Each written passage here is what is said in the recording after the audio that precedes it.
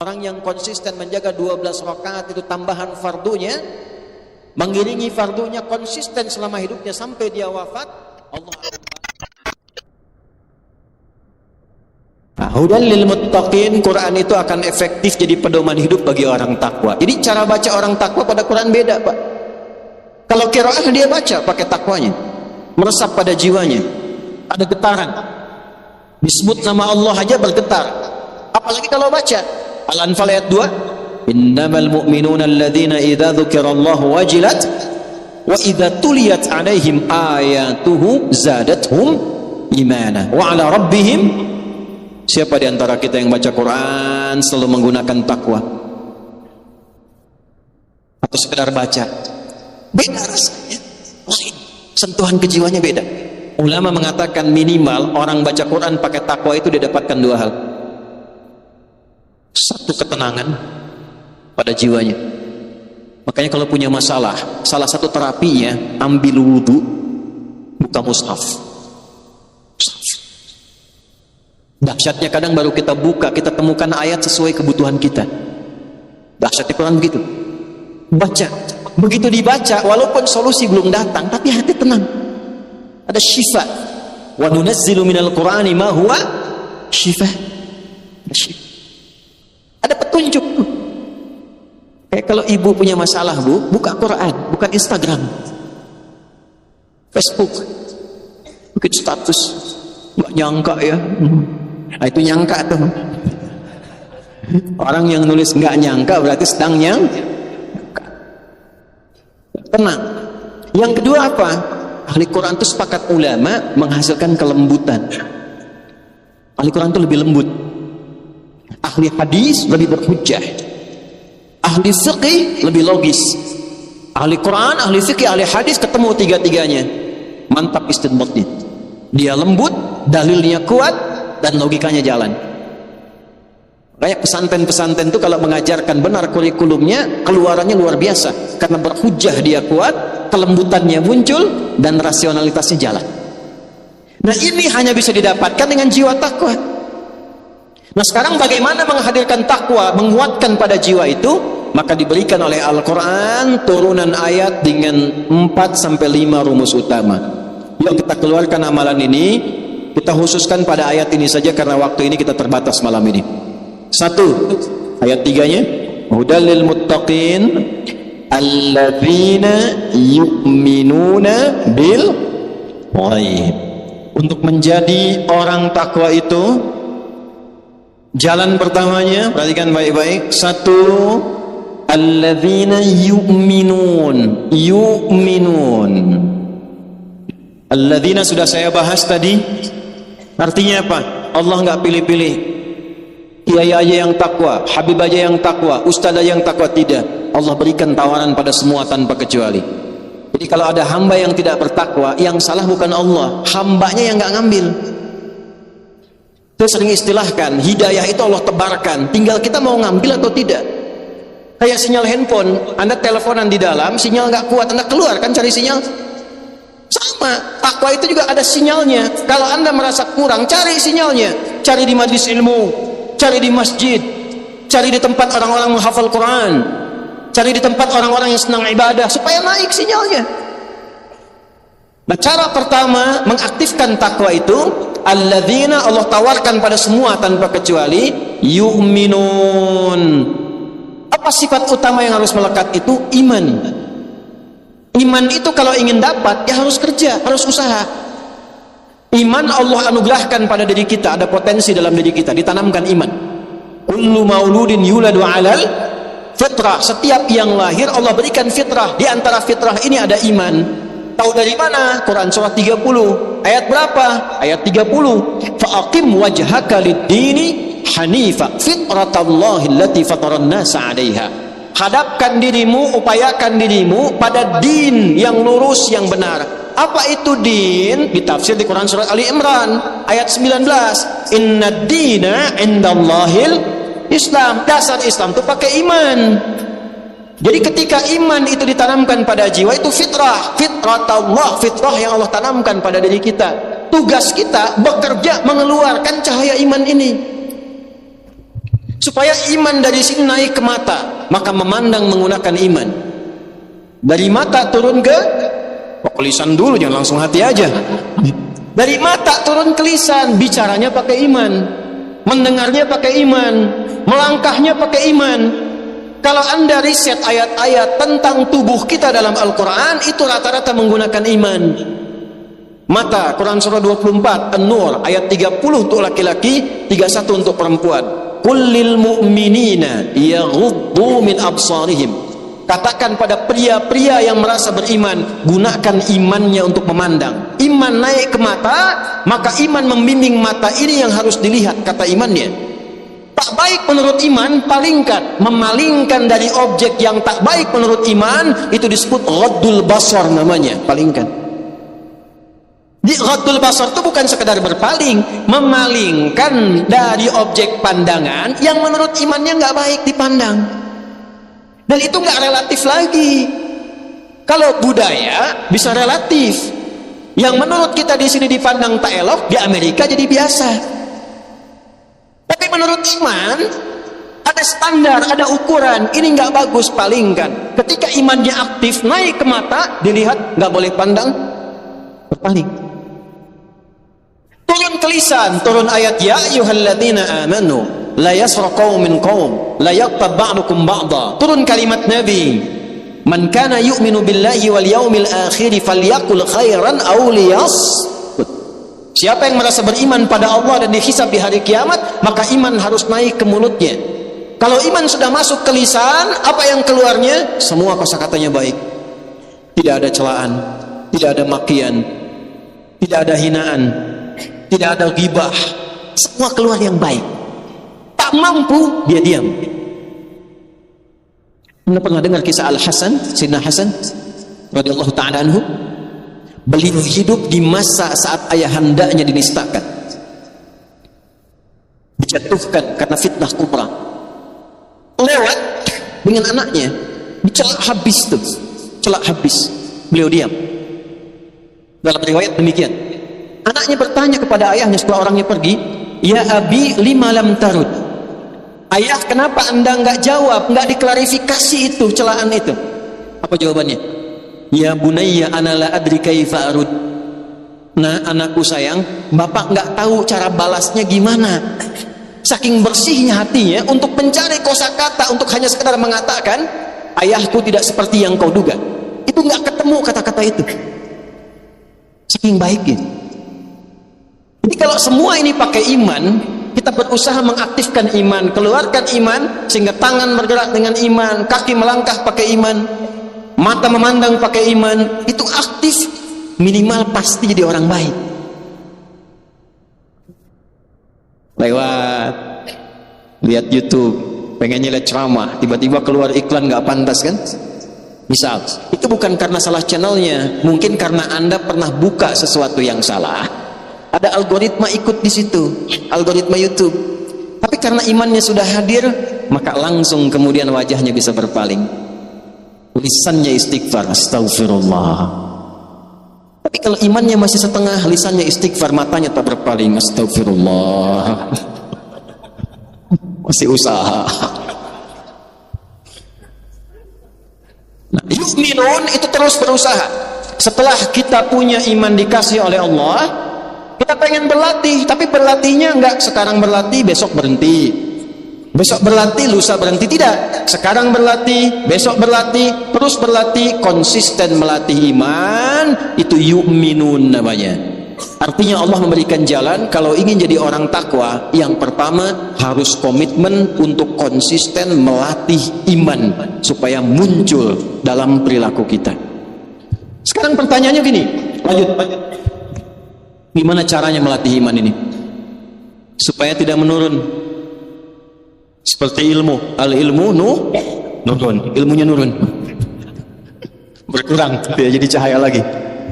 Ya, supaya enggak redup. Apalagi kata Nabi akan ditemukan satu masa, paginya beriman, sorenya kufur.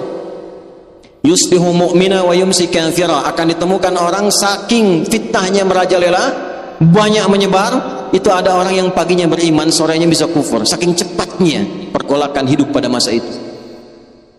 Gimana caranya? Nah, beramal soleh. Turunkan amal soleh itu apa yang jadi prioritas? Betul, beramal soleh. Karena itu kita temukan setiap ada kata iman itu disebutkan 811 kali dalam Al-Quran. Semua turunannya, amanu, yu'minuna, mu'minun, itu ada 811 kali kurang lebih disebutkan. Setiap ada kata iman, sandingannya amal soleh, baik namanya amal soleh ataupun langsung rincian amalnya. Surah paling favorit dalam Al-Quran selain Al-Ikhlas, An-Nas, Al-Falaq, Al-Asr kan? Wal 'asr innal insana lafi illa alladhina wa. Nah, sekarang kita keluarkan dari banyaknya amal soleh itu apa saja. Latihan cepat untuk meningkatkan takwa sekaligus melatih iman. Teruskan ayatnya, alladzina yu'minuna bil ghaibi wa yuqimunas. Kalau ingin jadi orang takwa, ingin dimudahkan hidup, ingin dapat solusi, ingin berkah, lancar, dimuliakan oleh Allah dunia akhirat, dijaga, hebat di dunia, mulia di akhirat, maka tambah sholatnya. Bukan hanya biasa.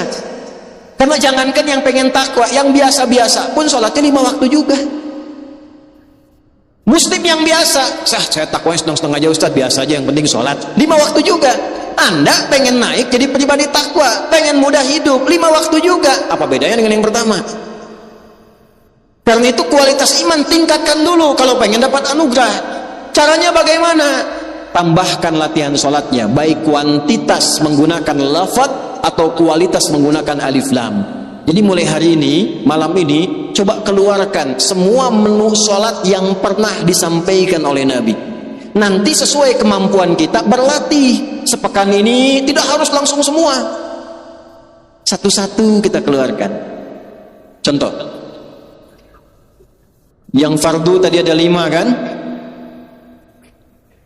Latihan supaya tidak terlampau capek, waktunya tidak terlalu jauh.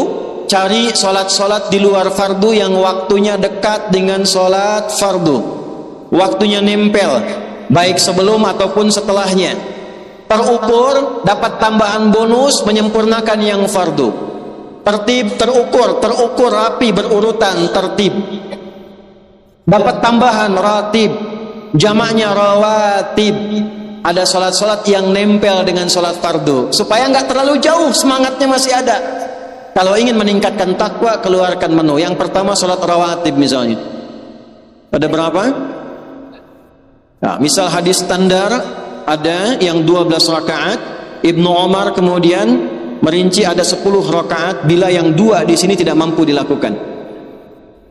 Man shalla isnatai asyrata raka'atan. Siapapun yang mampu menunaikan 12 rakaat salat fi yaumin wa lailatin, siang malam yang mengiringi salat fardunya 12 rakaat. Arba'an qabla dhuhri, 4 rakaat sebelum zuhur. Berapa rakaat? Raka'ataini ba'daha, 2 rakaat setelah zuhur. 4 tambah 2 6. Raka'ataini ba'dal maghrib, 2 rakaat setelah maghrib 8. Raka'ataini ba'dal isya, 2 rakaat setelah isya 10. Wa raka'ataini qabla subhi, 2 rakaat sebelum subuh 12. Bunya lahu bihinna baitun fil jannah. Orang yang konsisten menjaga 12 rakaat itu tambahan fardunya, mengiringi fardunya konsisten selama hidupnya sampai dia wafat, Allah akan balas dengan membangunkan satu rumah untuknya di tepian surga. Semua sahabat yang pernah mendengar hadis ini mengatakan, aku akan jaga amalan ini sampai aku wafat. Semua sahabat. Istri Nabi mendengar hadis ini, saya akan konsisten jaga itu. 12 latihan. Anda bayangkan, istri Nabi, ada yang sahabat Nabi, tetangga Nabi, kerabat Nabi, dekat dengan Nabi, takwanya tinggi, mendengar ada ayat-ayat, ada hadis-hadis, motivasi meningkatkan iman, sholat sunnah, 12 rakaat, walaupun takwa mereka tinggi, tetap mereka kejar. Ada orang bukan istri Nabi, bukan sahabat Nabi, bukan tetangga Nabi, jauh dari Nabi, cita-cita pengen surga Firdaus, bisnis pengen lancar, siksa kubur pengen nggak ada, kemudian meninggal pengen husnul khatimah. Jangankan yang sunnah, yang fardu pun masih gelisah. Apa yang mau kita upayakan? Keluarkan menunya dulu. Ya, keluarkan menunya. Minimal kita konsisten. Nanti kita belajar lagi dalam pertemuan yang lain. Konsisten itu nanti ada 10 tahapan lagi. Ya, konsis 1, konsis 2, konsis 3 sampai konsisten tuh. Kalau sholatnya dikerjakan sebelum yang fardu, qabla al-fardu, qabla sholati subhi, qabla, sholatnya dibuang tambah ya dengan nisbah dan tak di ujungnya menjadi qabliyah. Maka kita temukan qabliyah subuh, qabliyah zuhur. Ustaz, saya ini kerja di kantor, waktunya singkat kalau zuhur, nggak sempat 4. Gimana solusinya? An Ibnu Umar radhiyallahu taala anhuma. Hadis riwayat Ibnu Umar, semoga Allah ridhoi beliau dan ayahnya. Qala, beliau mengatakan, hafidtu 10 rakaat min Rasulillah sallallahu alaihi wasallam. Saya hafal 10 rakaat dari Nabi sallallahu alaihi wasallam.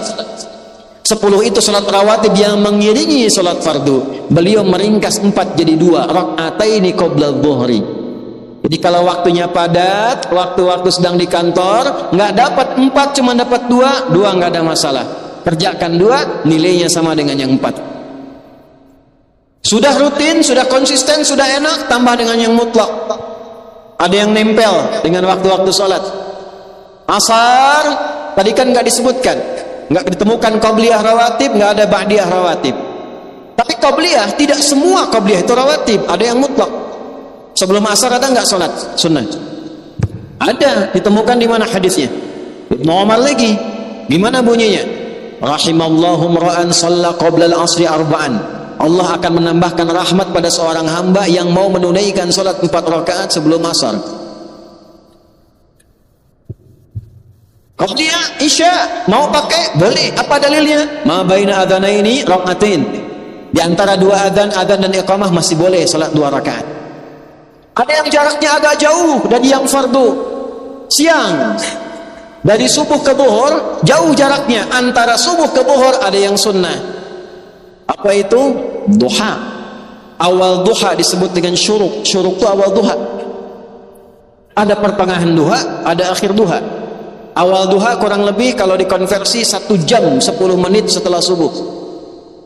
Man shallal ghadata fil jama'ati, siapa yang salat berjamaah subuh, thumma yaqudu yadhkurullaha ta'ala, kemudian dia duduk gak langsung pulang, zikir dulu sama Allah. Ada yang zikir, ada yang baca Quran, ada yang belajar, ada yang ta'lim, ada yang macam-macam. Ya, thumma yusalli rak'ataini, kemudian dia salat 2 rakaat fi bidayatid duha, di awal duha, saat matahari mulai meningkatkan ketinggiannya terus melewati batas terbitnya, maka bayangan naik kemudian 1 tombak. Naiknya isyraq, posisi turunnya isyraq disebut syuruk, awal duha disebut syuruk. Fakana alaihi ka ajri umratin, maka dia mendapatkan pahala senilai umrah. Sempurna, sempurna, sempurna kata Nabi. Tapi bukan umroh senilai umroh. Mau kemana mah? Mau umroh dulu.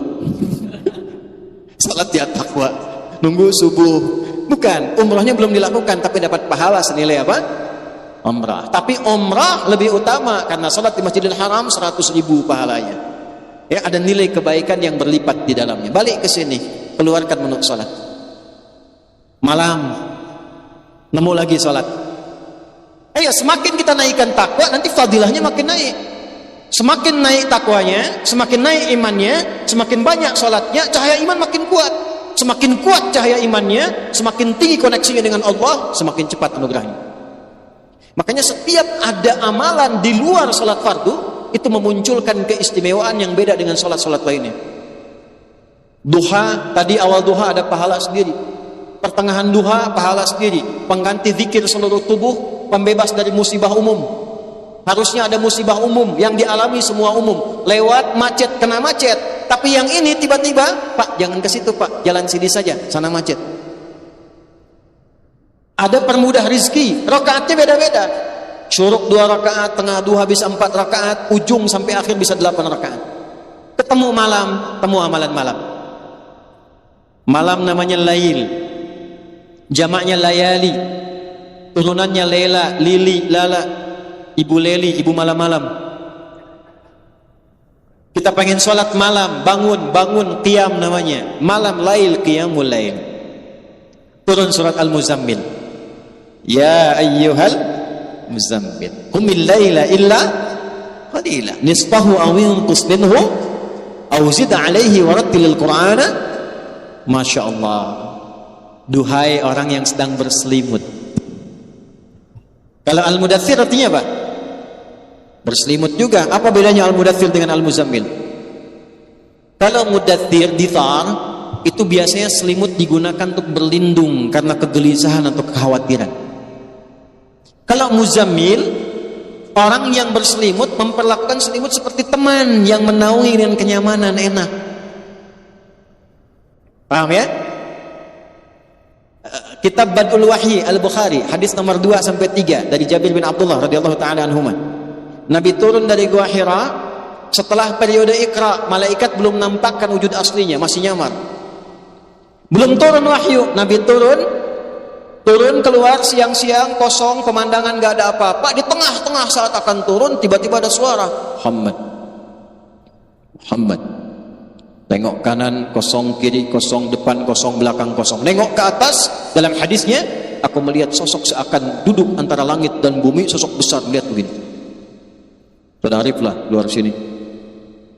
Malam-malam, kita selesai jam 10 ini, tikap sampai jam 1. Udah keluar dipanggil, Sarif. Tengok kanan kiri gak ada orang, depan belakang kosong. Lihat ke atas, baju putih, badan besar, rambut panjang, Sarif. Responnya gimana? Apa sih? Lihat hadisnya, faru'ibtu minhu, maka jiwa kemanusiaanku muncul, bulu kudukku naik, aku percepat jalanku pulang. Karena belum pernah lihat malaikat Jibril dalam wujud aslinya pada masa itu, baru pertama kali.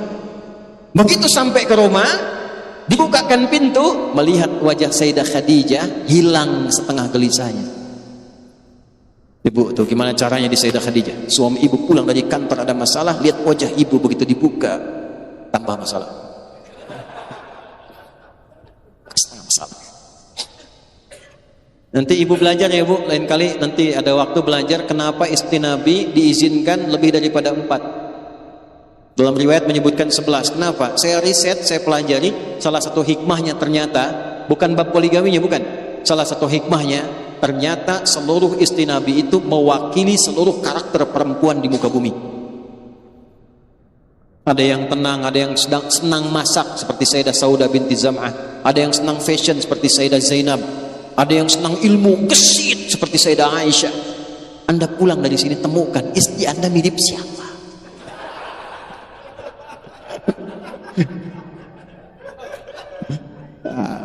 Setelah ditemukan cari babnya. Sayyidah Saudah nih suka masak kue nih, gimana supaya romantis tuh?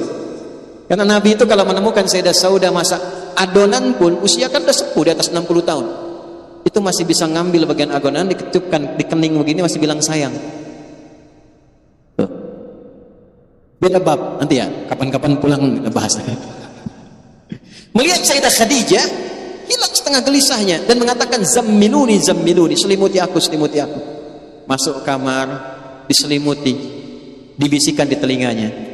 Kalau bahasa kita, wa kama qala zaujil karim, sayang, engkau itu orang baik, tidak punya musuh, perawat anak yatim, penopang kaum duafa, yakinkan pada hatimu yang paling dalam, kalau bahasa kita, aku akan selalu bersamaimu dalam suka dan duka. Tidak ada tuh jawaban Nabi asik, itu nggak ada. Saja tuh. Nggak ada. Tenang. Nah saat tenang itu dari gelisah turun surat, ya ayyuhal muddaththir, hai yang menggunakan selimut dari kegelisahan itu. Sudah dikasih wahyu, sudah belajar, sudah punya ilmu, kum fa'anzir. Sudah lewat 3 tahun 6 bulan, dikasih ilmu, sudah ada pembekalan, sekarang dakwah. Di dakwah itu pakai ilmu. Nabi 3 tahun 6 bulan dididik oleh Allah, diberikan tambahan pengetahuan, turun al-mudaththir, dakwah. Antum 3 menit baca ayat langsung kasih fatwa, mustahil. Ini tablik nih, balik. Muzammil beda. Innalaka fin nahari sabhan tawila. Sibuk siangnya, berangkat gelap, macet, kerja lagi.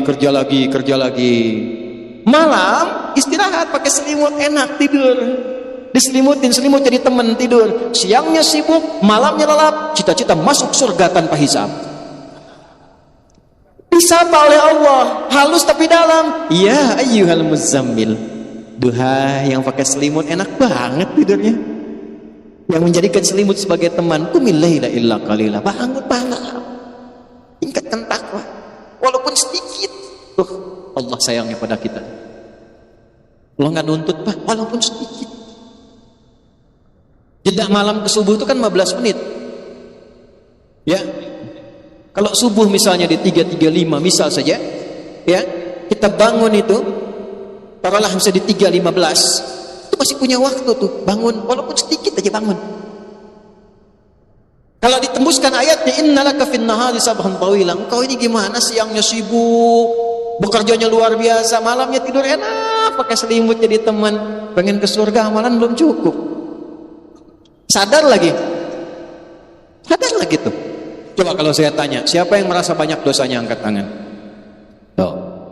Siapa yang merasa nggak punya dosa? Siapa yang pengen ke surga? Tuh. Siapa yang pengen di surganya sama Nabi Muhammad? Wah, luar biasa tuh. Nih saya kasih tahu aja ya. Nabi Adam melanggar satu aja, satu kesalahan, keluar dari surga. Antum bikin banyak pengen masuk.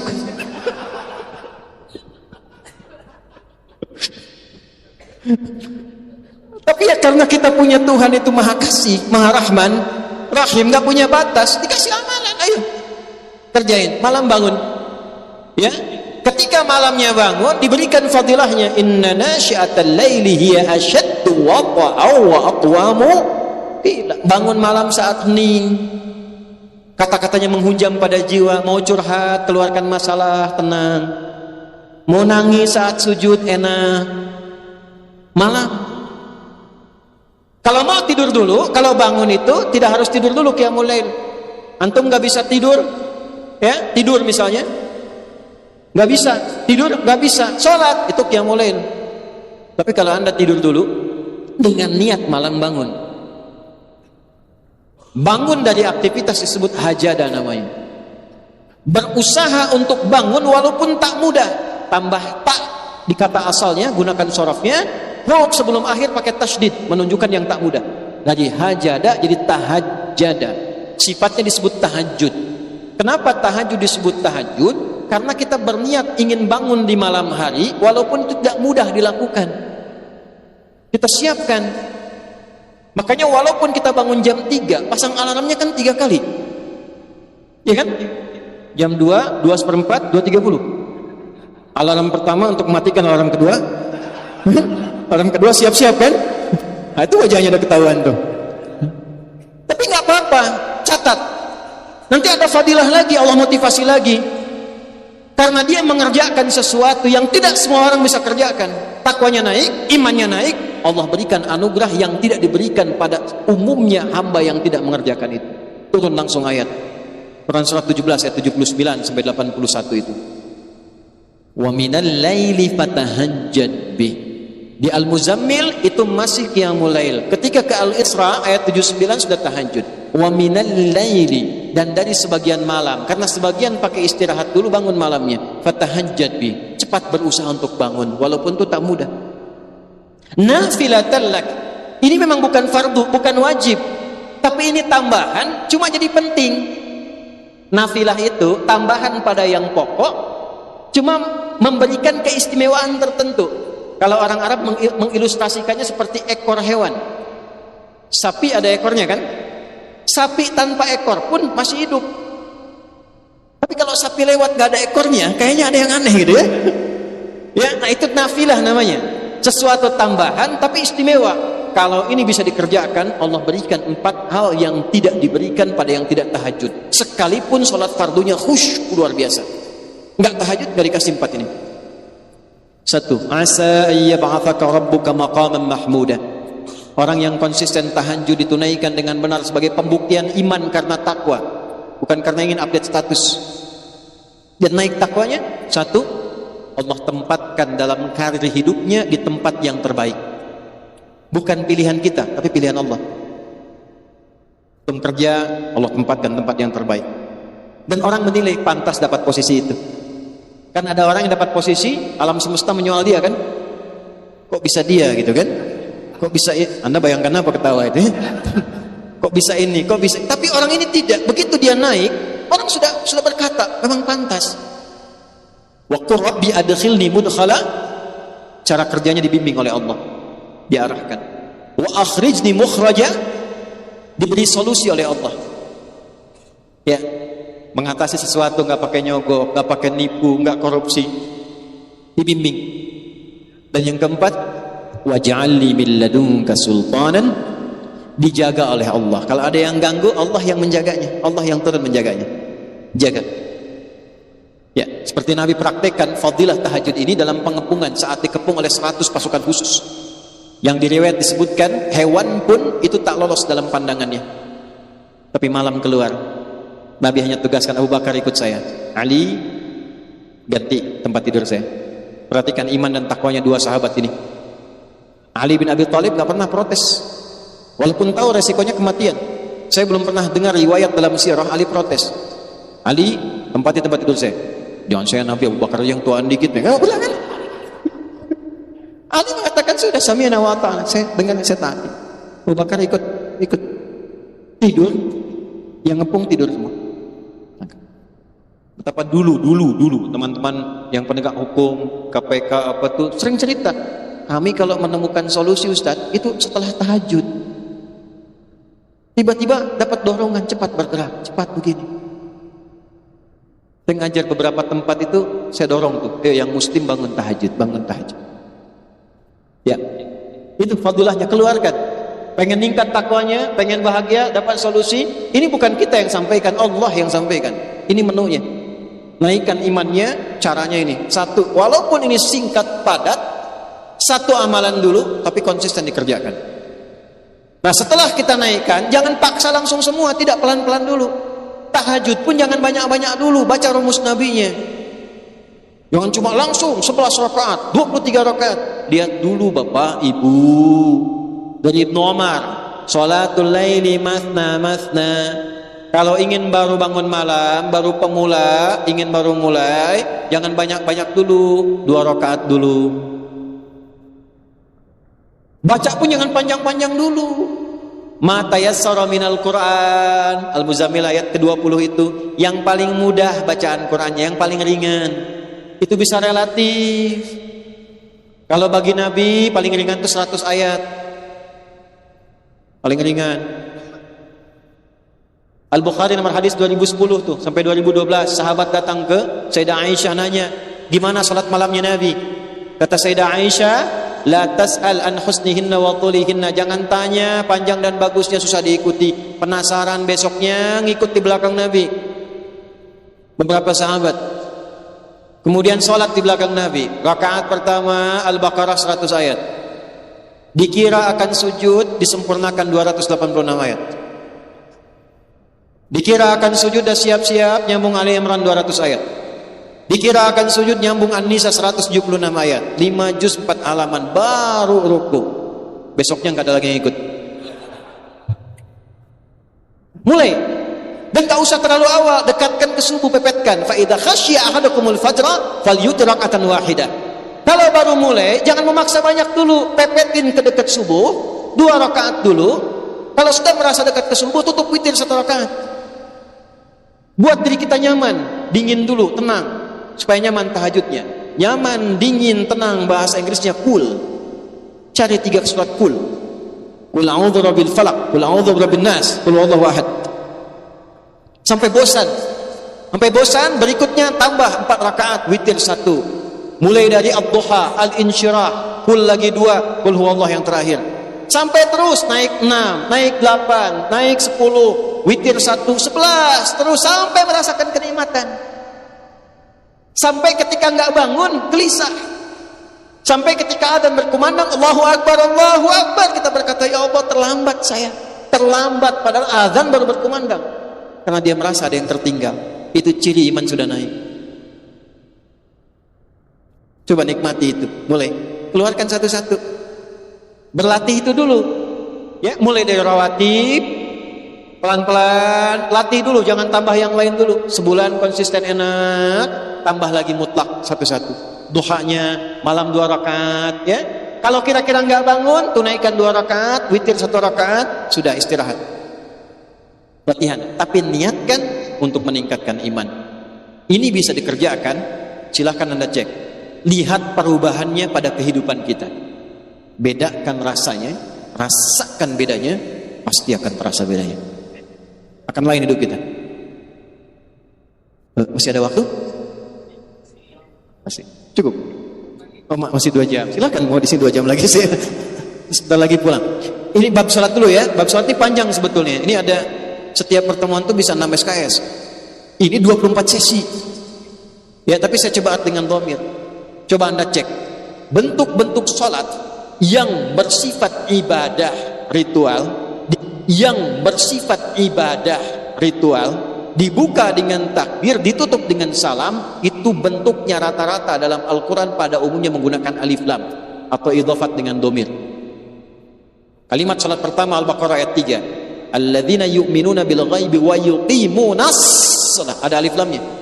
Al-Baqarah 45, wasta'inu bis sabri was shalah. Al-Baqarah 153, ya ayyuhalladzina amanu ista'inu bis sabri was shalah. Al-Isra ayat ke 78, aqimis sholata liduluki syamsi ila ghasaqil lail. Quran surat 11 ayat 114 sebelumnya, aqimis sholata tarafayn nahar, alif lam. Innas salata tanha 'anil fahsya. Kenapa pakai alif lam? Alif lam itu ada ta'rif, huruf yang berfungsi mengkhususkan sesuatu sesuai aturannya, sesuai petunjuknya. Seakan Allah ingin mengatakan, kalau sholat ingin bagus sebagai pembuktian iman, ingin naik takwanya, sholatnya jangan ditunaikan asal-asalan. Tunaikan sesuai pedoman, petunjuk yang pernah Allah ajarkan pada Nabi, yang diajarkan oleh Nabi pada kita melalui sahabat. Saking sempurnanya pengajaran Nabi sampai Nabi mengatakan, "Shallu kama ra'aitumuni." Salatlah kalian seperti kalian melihat aku salat. Kita nggak pernah melihat Nabi salat. Gimana caranya? Dari orang yang pernah melihat Nabi, orang itu mengajarkan, mengajarkan orang itu, mengajarkan lagi sampai ke kita. Alhamdulillah dalam Islam kitabnya ada, tokohnya ada, silsilahnya ada, sanadnya ada. Agama mana di muka bumi ini yang memiliki referensi yang jelas, sumbernya jelas, tersambung sampai setiap generasinya melakukan ibadahnya sama, tidak ada beda sama sekali. Ini menunjukkan ini bukan karya manusia. Nah, oleh karena itu diharapkan kalau ingin naik takwanya, naik imannya, jangan sekedar sholat. An-Nisa 103. Fa'idha qadaitumus salata. Ini ukurannya nih. Maka apabila Anda telah mengerjakan salat, fadhkurullaha, maka ceklah, segera cek sudahkah tersambung dengan Allah. Benar enggak salatnya? Kalau wakaf sampai yang tadi tidak pakai fadhkuru, berarti ada orang yang sekedar salat saja, mau nyambung mau tidak, yang penting salat. Kalau tidak disebutkan rumus dari tafsirnya, tidak disebutkan kejadiannya, kapan kejadiannya, siapa tokohnya, ini menunjukkan di setiap zaman akan ada ditemukan orang yang penting sholat. Mau khusyuk mau tidak, yang penting sudah sholat. Ada yang begitu? Kenapa jawabnya pelan? Nah, ditemukan. Nah, kalau kita ingin naik level ketakwa, naik. Keluar dari kebiasaan tadi, mulai perbaiki. Gimana caranya? Kembali ke hadis tadi, ini akhir dari perjumpaan kita. Ada orang namanya Khalad bin Rafi' Az-Zuraiqi datang ke Masjid Nabi sallallahu alaihi wasallam, fadakhala ilal Masjidin Nabawi fa shalla wan nabiyyu fi janibin akhar minal masjid. Beliau salat, Nabi di sisi yang lain. Ilustrasinya begini, salat di pojok sini, Nabi di sebelah sana. Begitu selesai salam, thumma atan nabiyya sallallahu alaihi wasallam. Beliau datangi Nabi mengatakan, assalamualaikum ya Rasulullah. Nabi jawab, waalaikumsalam warahmatullah, salli irji' salli fa innaka lam tusalli. Kawan, balik lagi sholat karena Anda belum sholat. Sampai 3 kali. Sampai orang ini berkata, ya Rasulullah, alimni ma uhsinu ghairah. Ya Rasulullah, tolong ajarkan padaku sholat yang benar, karena saya taunya cuma sampai situ saja tadi, yang keliru tadi. Maka perhatikan kalimatnya, idza qumta ila shalah, kalau salatmu ingin benar, baik, bagus. 1, asbighil wudu, mulai dengan wudu yang baik dulu. Maka mempelajari salat yang benar, walaupun belum masuk kepada rukun, tapi menjadi syarat yang menunjukkan kebenaran solat itu dilakukan. Wudu. Wudu itu syarat solat, bukan rukun solat. Kenapa disebut syarat? Karena nanti kalau wudunya benar, dia akan menjadi syarat khusyuk dan baiknya solat ditunaikan. Enggak benar wudunya, tidak baik solatnya.